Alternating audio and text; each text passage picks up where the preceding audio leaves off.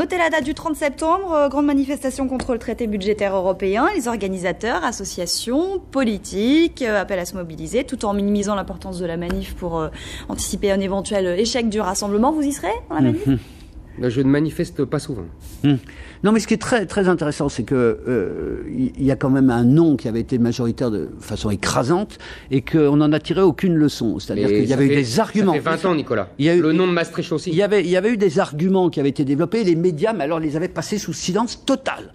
Or, cette fois-ci, il y a un mouvement qui se met en route. Pas un seul écho dans la presse quasiment, ou 4 lignes par-ci, 5 lignes par-là. Or, ils ont des arguments contre ce traité budgétaire européen. Moi, je trouve qu'il faut les écouter. Alors ça, c'est le premier point. Le second point, inversement, c'est pourquoi, au fond, ces gens qui, comme Éric Zemmour, ont eu raison sur un certain nombre de points, ont été totalement infichus, au fond, d'obtenir une victoire politique conséquente par rapport à ça. Et ça, Éric, il nous l'a jamais dit, hein. Si. Il nous l'a jamais expliqué. Si. Je veux dire, cet échec radical de la radicalité des nonistes. Au fond, c'est peut-être. Mais moi, je vais te dire. J'ai une réponse maintenant. Vous avez une minute. J'ai une réponse très simple. Parce que j'ai beaucoup réfléchi, parce que Nicolas a raison. Ça fait 20 ans que je me pose la question. Depuis Maastricht 92, où ils avaient déjà fait 49%. Pourquoi rien n'en est sorti? Maintenant, j'ai une réponse. Je pense que oui, le problème, c'est le Front National.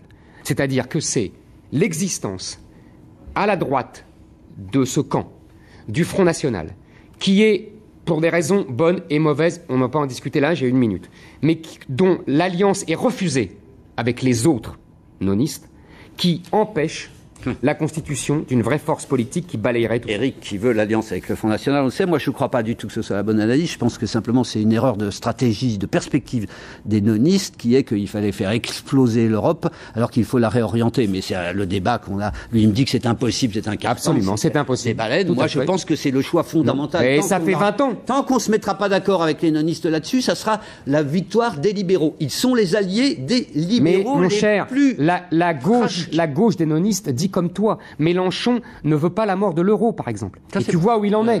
Et tu vois où il en est. Il est incohérent, du coup. Donc vous n'y arriverez pas. Ouais. Voilà. Et on s'arrêtera là-dessus. Non, d'ailleurs. Non, nous non plus, je suis d'accord. Mais là, je suis d'accord.